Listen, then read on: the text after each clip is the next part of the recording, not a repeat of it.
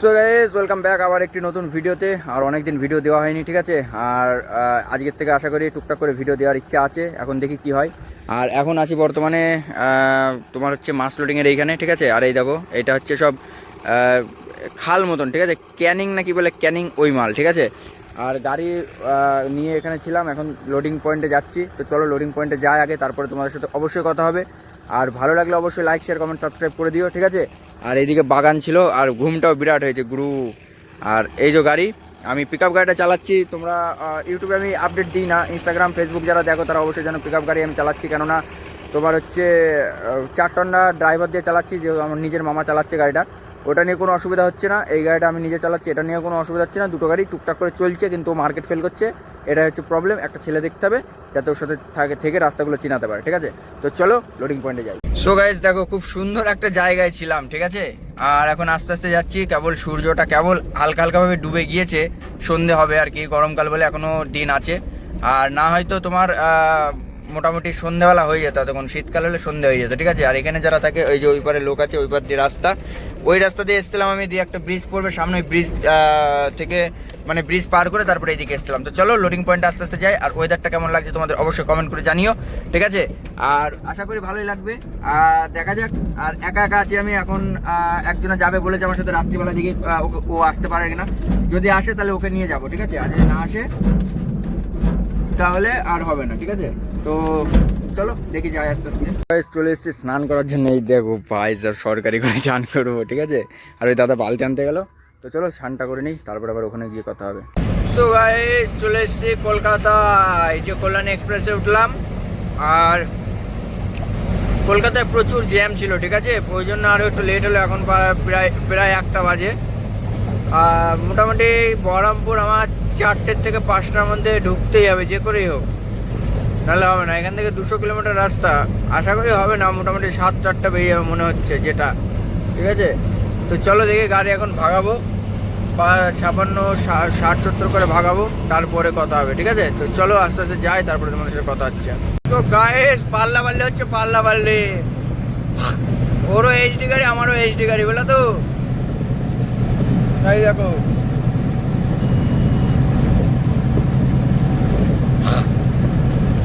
ওরও মাছ লোড ডালা সমান, আমারও মাছ লোড ডালা সমান।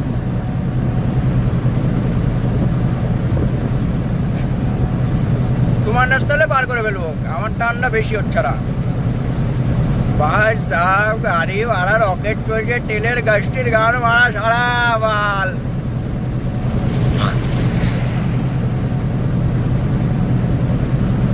হয়ে যাবে 10 কিলোমিটারের মধ্যে ওভারটেক ভাড়া।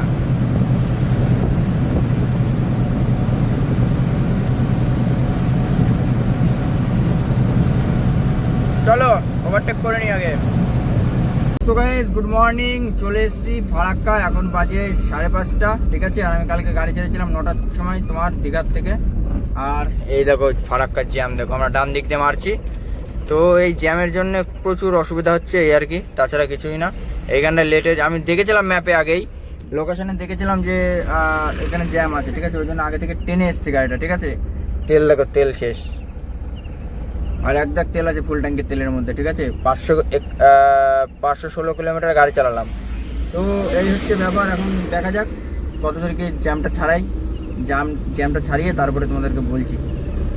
আগে ফারাক্কা অব্দি পৌঁছাই, ফারাক্কা ব্যারেজ অব্দি পৌঁছাই, তারপরে কথা হবে।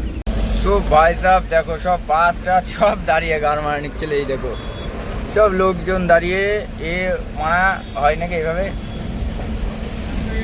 সব জামে দাঁড়িয়ে। লেবড়া কী করে হবে, যাবোই বা কী করে। ওই দেখো ওইসব গাড়ি সব, ওই দেখো মা তারা গাড়ি, বাস টাস সব দাঁড়িয়ে, কিচ্ছু করার নেই। ফারাক্কা রে বাবা, ফারাক্কা, ঠিক আছে। আর ওই উপর দিয়ে ট্রেন যাচ্ছে, ওর কোনো জ্যাম ঝঞ্ঝাট নেই। লেবড়া বাড়া 2 ঘন্টা হয়নি, মোটামুটি 6টা 7টা 7:30 বাজে, 1.5 ঘন্টা হয়ে গেল দাঁড়িয়ে আছি বাড়া। এইসব গাড়ি সব কালকে আমরা একসাথে আসছিলাম, কিন্তু আজকে দেখো আবার একসাথে হয়ে গিয়েছি শুধু জ্যামের কারণে। চলো দেখি কত দূর কি করা যায়। এই দেখো এখন ছাড়লো, বুঝলা তো। বাবারে বাবারে বাবারে বাবা, জীবনটা কয়লা হয়ে গেল। তো চলো আমরা আগে পার হই, ঠিক আছে, এটুকু, তারপরে ভিডিও হবে। আরে এই দেখো বন্দে ভারত যাচ্ছে, বন্দে ভারত।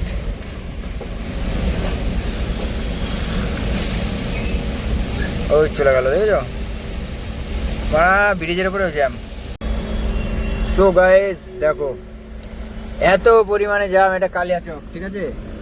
আর আমি এখন কালিয়াচকেই আটকে আছে, এখন প্রায় 12টা বাজতে গেল, মাথায় খারাপ হয়ে যাচ্ছে, যেমন লাগছে ঘুম, তেমন লাগছে মানে খিদে, তেমন মানে গরম, আর ভালো লাগছে না। এই দেখো জ্যাম, দেখো শুধু এদিক ওদিক চারিদিকে জ্যাম, ঠিক আছে। চলো আর কি আগে পৌঁছেই নেই, তারপরে কথা হবে। সো গাইস মানে এত পরিমাণে রোদ, তোমাদেরকে বলে বোঝাতে পারবো না। দেখো এই দেখো প্রচুর রোদ, প্রচুর মানে টায়ার প্রচুর গরম হচ্ছে, এত আস্তে যাচ্ছে তাও টায়ার আগুন হয়ে যাচ্ছে। তো এখন তেল ফেল ভরলাম, তেল ফেল ভরে এখন গাড়ি ছাড়লাম। রায়গঞ্জ এখান থেকে 10-12 কিলোমিটার মতন হবে। রায়গঞ্জে যাই, এই ভাত টাত খাবো কিনা সেটা এর ভাবতে ভাবতে যাই, খিদে লাগেনি যেহেতু। জল পাশে পেয়েছে, জলটা খেলে হয়তো পেটটা ভরে যাবে।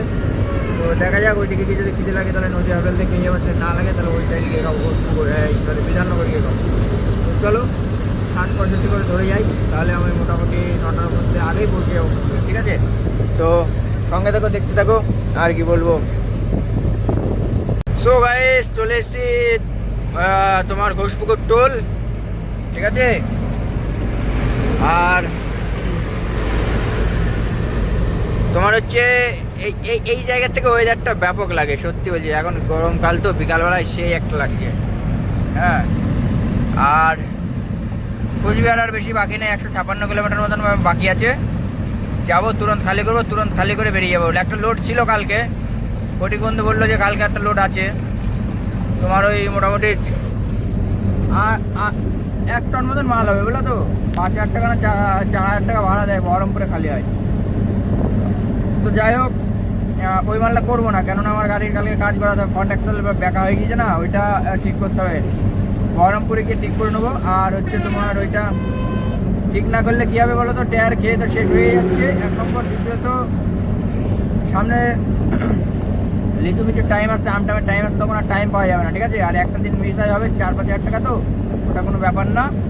ওই গিয়ে কাজটা করিয়ে তারপরে আমার পরের দিন লোড দিয়ে আবার মাছ নিয়ে আসবো, তখন আমার লোড করলে হবে।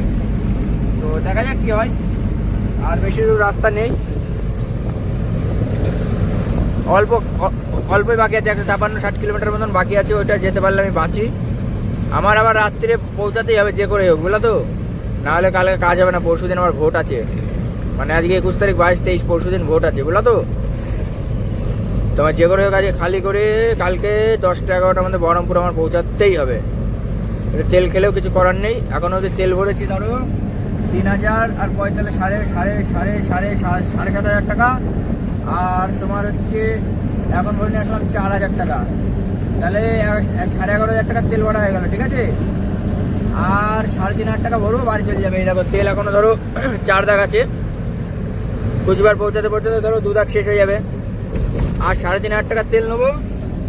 3,500 টাকার তেল নিলে মোটামুটি ধরো ক্লিয়ার হয়ে যাবে, সব অসুবিধা হবে না, বাড়ি গিয়ে তেল থাকবে, খালি গাড়ি যেহেতু। তো চলো আস্তে আস্তে যাই, আগে খালি পয়েন্টে যাই, তারপরে কথা হচ্ছে। শিলিগুড়ির ওখানে কিরম কি জাম টাম আছে সেটা জানি না, আগে জামটা দেখি তারপরে।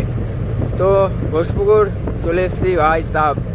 কালকে রাত্রিবেলায় গাড়ি ছেড়েছিলাম 10টার দিকে, আর এখন বাজে হচ্ছে তোমার 4:30, ঠিক আছে। 10টা আর দিন 10টা, 12 ঘন্টা, 11, 12, 1, 2, 3, 4, 5 ঘন্টা, তাহলে 12 আর 5, 17 ঘন্টায় শিলিগুড়ি তোমার দীঘার থেকে, ঠিক আছে। তো চলো আস্তে আস্তে যাই। সো গাইস হয়েছে বৃষ্টি, চলো এই সিগন্যাল, এই ট্রাফিকটা পার করি, তারপরে তোমার সাথে কথা হচ্ছে। তো ভাই সাহেব দেখো বৃষ্টির ছাপ দেখো, এইদিকে বৃষ্টি হয়েছে, ওইদিকে কোনো বৃষ্টি হয়নি, ঠিক আছে। এই দিকটা যা বৃষ্টি হওয়ার হয়েছে, ভালোই ঠান্ডা ওয়েদার। কালকে ফটিকরা এসেছিল, পুরো রাস্তা বৃষ্টি হচ্ছিলো, বুঝলো তো। দেখা যাক এখন কতদূর কি হয়। আর আস্তে আস্তে যাই, চলে এসেছি শিলিগুড়ির পার করলাম, তোমার গন্ডার মন না কি বলে, ওইটা পার করলাম। এই দিকে ঢোকে আর কি, মেন রাস্তার থেকে বাঁ দিকে ঢুকলে গন্ডার মোড়ে উঠবে। আর আমরা সোজা যাচ্ছি তোমার জলপাইগুড়ির দিকে। সামনে গেলেই সেই সিঙ্গেল রাস্তাটা, ফুলবাড়ির টোল, বুঝলো তো, আর একটুখানি গেলে। তো চলো ফুলবাড়ির টোলের ওখানে আগে যাই, দেখি জ্যাম ঝঞ্ঝাট আছে নাকি, বুঝলো তো, তারপরে কথা হচ্ছে। তো গাইস চলে এসেছি ময়নাগুড়ি, আর মেঘটা দেখো ভাই সাহাব, এক ফোঁটা মেঘ, ওই লাল হয়ে আছে না, সূর্য এখনো মেঘের মধ্যে আছে, বুঝলা তো। আর এই দেখো রাস্তা ভিজা, মানে বৃষ্টি হচ্ছিল, আমি আসছি আর বৃষ্টি মানে বন্ধ হয়ে যাচ্ছে, আমি আসছি আর বৃষ্টি বন্ধ হয়ে যাচ্ছে। কি সমস্যা বলো তো দেখি। সো গুড মর্নিং গাইস, আজকে নেক্সট ডে। এখন বর্তমানে আছি এই দেখো তোমার হচ্ছে কি বলে শিলিগুড়িতে ঢুকলাম খালি করে। কালকে রাত্রিবেলায় খালি হয়ে গেছিল 9টার দিকে, ঠিক আছে। আর এখন ফুলবাড়ির টোলে ঢুকছি, ওইখানে ফুলবাড়ির টোল, ওই দেখো গাড়িগুলো। তো ওখানে যাবো, ফুলবাড়ির টোলটা দেবো, একদম টান বাড়ি। একটা লোডিং ছিল, ঠিক আছে, ভাড়া ভালোই ভাড়া দিচ্ছিল, তোমার 7,000 টাকা ভাড়া দিচ্ছিলো ইয়েতে বহরমপুর। আন্ডারলোড মাল মোটামুটি 16 কুইন্টাল মতন মাল দিত, ঠিক আছে।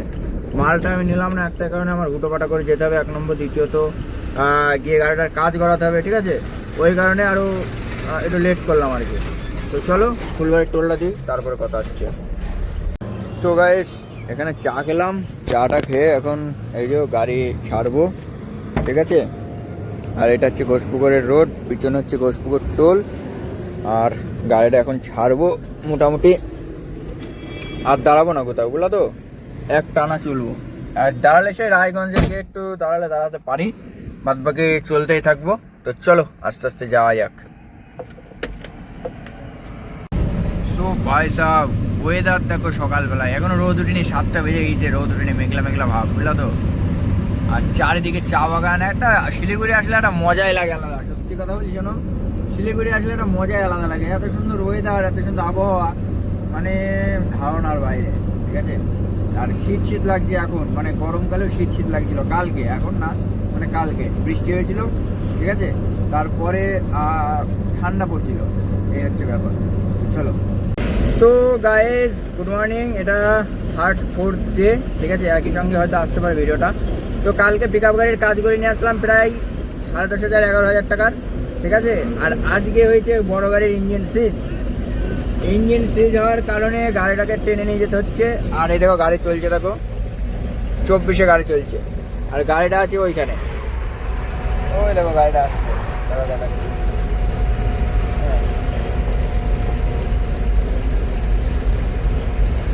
ওই পেছনে দেখা যাচ্ছে আয়না, ওই দেখো বড় গাড়িটা।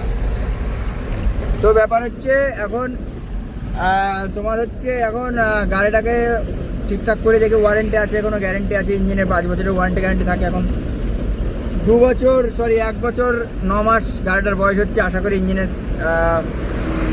কোম্পানি থেকে হয়তো পেতে পারি, দেখা যাক কী হয়। আর শোরুমে যাই, তারপরে তোমাদেরকে অবশ্যই জানাবো কী কারণে হয়েছে না হয়েছে, সবই জানাবো। যারা আইসার গাড়ি আছে, যাদের আছে, তারা অবশ্যই জানতে পারবে যে হ্যাঁ এই প্রবলেমের জন্য হয়তো ইঞ্জিনের এরকম প্রবলেম হয়।